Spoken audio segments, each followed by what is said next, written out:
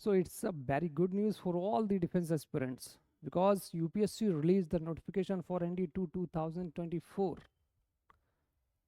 जय हिंद everyone, welcome to Target Defence Academy. My name is Sachin. आज के इस वीडियो में मैं डिस्कस करने वाला हूं ND2 2024 का नोटिफिकेशन, क्या है इंपॉर्टेंट डेट्स, क्या रहेगा एज लिमिट क्राइटेरिया, क्या रहेगा एजुकेशनल क्वालिफिकेशंस। आज की इस वीडियो में बिल्कुल डिटेल में डिस्कस करेंगे, ठीक है। और ये ऑफिशियली रिलीज हो चुका है upsc.gov.in। It's the official site of the UPSC जिस पे एनडीए का नोटिफिकेशन रिलीज हो चुका है। एनडीए प्लस सीडीएस दोनों के ही नोटिफिकेशन आ चुके हैं। ओके, आज है 15 में और 1 सितंबर 2024 को एनडीए का रिटन एग्जामिनेशन है। तो जितने भी बच्चे अभी एनडीए की प्रिपरेशन करना चाहते हैं तो बेटा you can join Target Defence academy, right. और अभी वक्त है, you can prepare your self for NDA 2024। Okay, चलिए, ये वीडियो बहुत ही इंपॉर्टेंट इसलिए है क्योंकि छोटी सी गलती आपकी आपकी पूरी मेहनत बर्बाद कर सकती है। फॉर्म फिल करते टाइम किन चीज़ों का आपको ध्यान रखना है, क्या आप एलिजिबल हैं या नहीं है, ये सारी चीज़ें मैं इस वीडियो में डिस्कस करने वाला हूँ और डिटेल में देखेंगे नोटिफिकेशन के बारे में। वो नोटिफिकेशन जो कि यूपीएससी की साइट पे अवेलेबल हो चुका है, ठीक है, अवेलेबल है। आप देख रहे हैं ये है ऑफिशियल नोटिफिकेशन और इसके बारे में मैं डिस्कस करूंगा बिल्कुल डिटेल में। जो इम्पोर्टेंट पॉइंट्स हैं उनको डिस्कस करेंगे with in short period of time. Okay, चलिए, तो सबसे पहले देखेंगे यहाँ पे डेट के बारे में, इंपॉर्टेंट डेट्स क्या क्या है। 15 मई 2024 यानी कि आज इसका जो नोटिफिकेशन है वो रिलीज हो चुका है। और लास्ट डेट कब है और एप्लीकेशन कब से स्टार्ट होंगे, चलिए मैं आपको बता दूं बेटा। आज की डेट से ही आपके एप्लीकेशन फॉर्म फिल होने स्टार्ट हो जाएंगे और इसकी जो लास्ट डेट है वो रहेगी, क्या रहेगी, 4 जून। 4 जून 2024 इज द लास्ट डेट। उसके बाद आप अप्लाई नहीं कर पाएंगे, तो इट मीन्स उससे पहले ही आपको अप्लाई करना होगा, इस चीज़ का ध्यान रखना होगा, ठीक है। अप्लाई करने के लिए क्या करना होगा आगे मैं बताऊंगा कि किस साइट का आपको यूज करना है। उससे पहले इसका जो एग्जामिनेशन है वो 1 सितंबर को ऑफलाइन कंडक्ट कराया जाएगा on the various examination centres in India, all over India. और इसमें कितनी वैकेंसीज हैं चलिए नोटिफिकेशन में ही देखते हैं, ठीक है। ओके,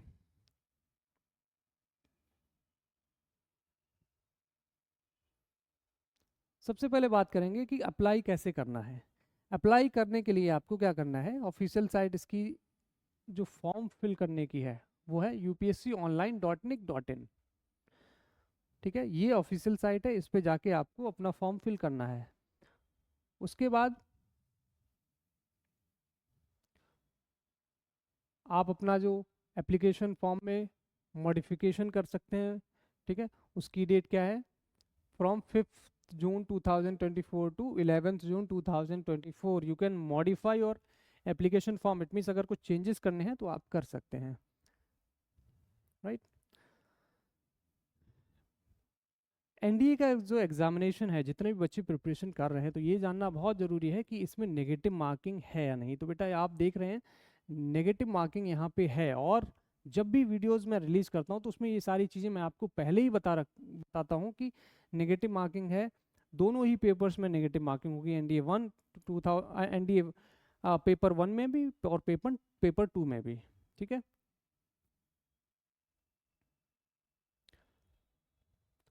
मोबाइल फ़ोन्स बिल्कुल भी अलाउ नहीं है, तो आप मोबाइल फ़ोन सेंटर के अंदर नहीं ले जा सकते हैं। वैकेंसीज़ की अगर मैं बात करूं तो यहाँ पे आप देख रहे हैं detailed vacancies for NDA and naval academy. तो टोटल जो वैकेंसीज आई हैं नेवल एकेडमी एंड एनडीए की, तो 404 वैकेंसीज हैं। इसको फर्दर डिवाइड कैसे करेंगे, आर्मी के लिए जो वैकेंसीज हैं 208 वैकेंसीज फॉर आर्मी विंग, जिसमें 10 फीमेल्स कैंडिडेट्स हैं, ठीक है। 10 फॉर दी फीमेल कैंडिडेट्स, ये रिजर्व है। उसके अलावा 42 वैकेंसीज फॉर नेवी विंग। और एयरफोर्स के लिए, एयरफोर्स की अलग अलग वैकेंसीज है, जैसे कि आपकी फ्लाइंग के लिए 92 वैकेंसीज, ग्राउंड ड्यूटीज़ के लिए 18 vacancies, ground duties non technical के लिए 10 vacancies, technical 18, non technical 10 vacancies, जिसमें दो दो वैकेंसीज सभी में से फीमेल कैंडिडेट्स के लिए रिजर्व्ड है, मीन्स 2 2 2 सभी में। वहीं पे नेवल एकेडमी की मैं बात करूं तो 34 वैकेंसीज हैं नेवल एकेडमी की। 34 वैकेंसीज नेवल एकेडमी की रिलीज होती हैं, इस बार हुई हैं। तो टोटल आपकी 404 वैकेंसीज टोटल रिलीज हुई हैं। चलिए अब आगे बढ़ते हैं।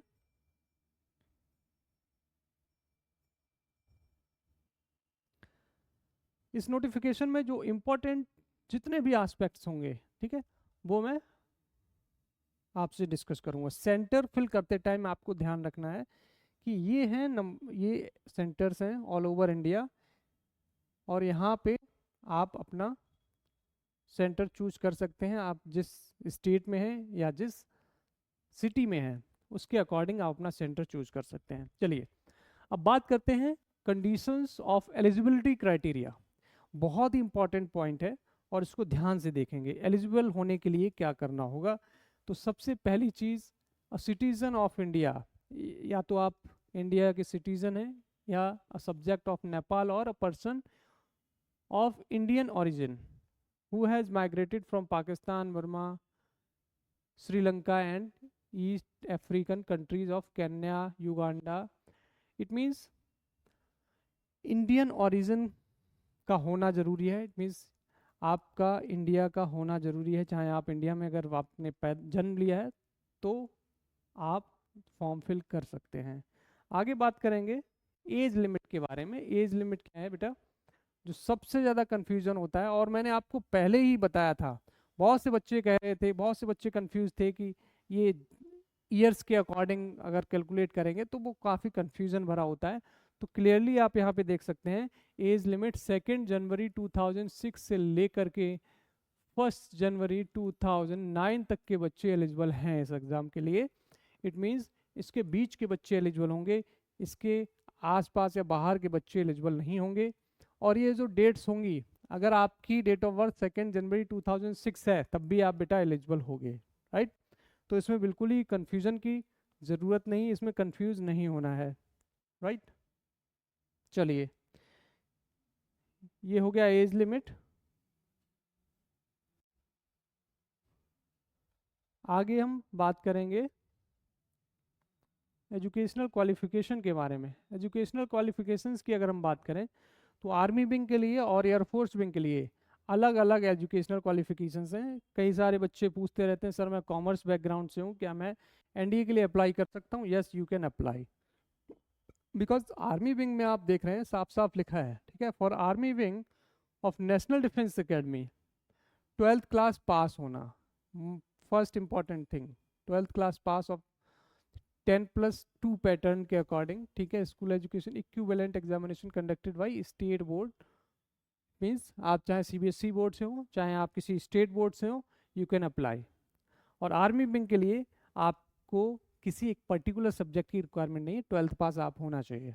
12th पास या 12th अपियरिंग अगर आप हैं तब भी आप फॉर्म फिल कर सकते हैं, राइट।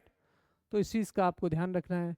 तो जितने भी बच्चे अभी 11th से 12th में गए हैं तो वो बच्चे भी फॉर्म फिल कर सकते हैं। Okay, for air force naval wings of national defence academy and for the 10+2 cadet entry scheme at the Indian naval academy. Naval academy और एयरफोर्स के लिए अगर आप जाते हैं और नेवल विंग के लिए जाते हैं, इट मीन्स नेवी एयरफोर्स के लिए अगर आप जाते हैं तो आपकी अलग क्राइटेरिया है, ठीक है। 12th पास के साथ साथ आपके पास फिजिक्स, केमिस्ट्री और मैथमेटिक्स का होना कंपलसरी है। अगर आपके पास फिजिक्स, केमिस्ट्री, मैथ नहीं, then you can't apply for the air wing और navy of the 10+10 pattern. Means 12th आपका होना चाहिए किसी सीबीएसई बोर्ड से, रिकॉग्नाइज्ड यूनिवर्सिटी या रिकॉग्नाइज्ड बोर्ड से। चलिए अब आगे बढ़ते हैं। तो ये चीज़ें आई होप आपको समझ में आ गई होंगी।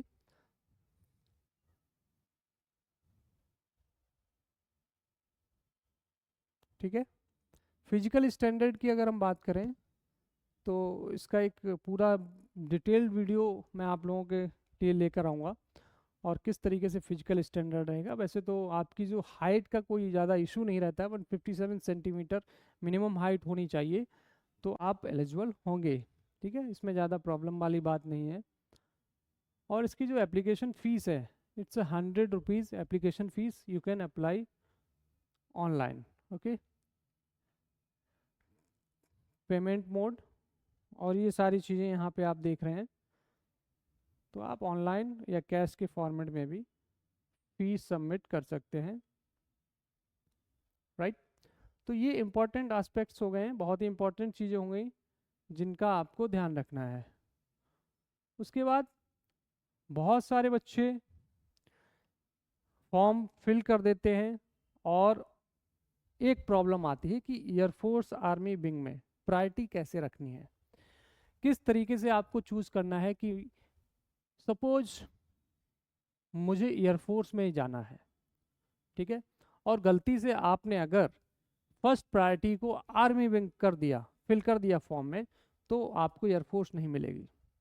तो अगर इसमें क्या है होता है कि जो रैंक, ये अगर मैं उसकी रैंकिंग के हिसाब से देखूं तो अगर आपकी हाई रैंक है, ठीक है, अच्छी रैंक है आपकी रिटन और NDA proper NDA written SSB में आपकी रैंक अच्छी है, तो आपको पहले एयरफोर्स मिलने के चांसेस रहेंगे अगर आपने फर्स्ट प्रायोरिटी एयरफोर्स की फिल कर रखी है। अब देखिए, इसमें फिल करते टाइम याद रखना है आपको कि फर्स्ट प्रायोरिटी अगर आपको एयरफोर्स चाहिए तो आपको फर्स्ट प्रायोरिटी एयरफोर्स फिल करना है, और अगर आपको बाई चांस एयरफोर्स नहीं मिलता है तो आप ऑटोमेटिकली आर्मी विंग के लिए शिफ्ट कर दिए जाएंगे। बट सपोज आपने आर्मी विंग के लिए अप्लाई, आपने आर्मी विंग को फर्स्ट प्रायोरिटी रखा, ठीक है, और एयरफोर्स विंग को आपने सेकंड प्रायोरिटी रखा, तो आपके अगर मार्क्स अच्छे भी हैं तब भी आप आर्मी विंग के लिए रिकमेंड किए जाओगे, फिर आप एयरफोर्स नहीं ज्वाइन कर सकते हैं। तो जितने भी बच्चे एयरफोर्स ज्वाइन करना चाहते हैं तो अपनी फर्स्ट प्रायोरिटी एयरफोर्स ही रखिए, और उसके बाद आर्मी, उसके बाद नेवल एकेडमी को फिल कर सकते हैं, नेवी को फिल कर सकते हैं। ठीक है, तो ये आपकी फॉर्म फिल करते टाइम इन सब चीज़ों का ध्यान रखना है आपको। चलिए,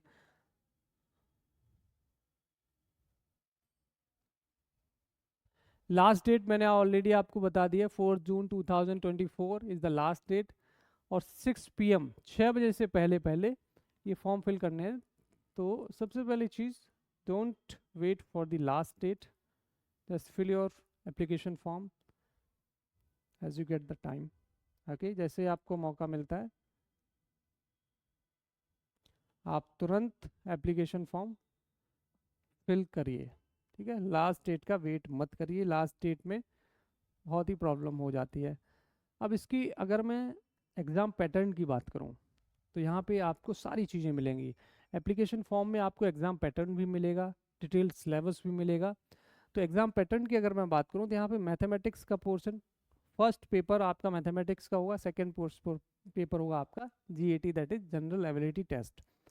तो मैथमेटिक्स का जो पोर्शन है इसमें 2.5 घंटे का ये पेपर होगा, ध्यान से देखेंगे, 2.5 घंटे का ये पेपर होगा, और 300 मार्क्स का टोटल वेटेज होगा। यहीं पे GAT का पेपर भी 2.5 घंटे का होगा, और इसका जो वेटेज होगा वो 600 मार्क्स का होगा।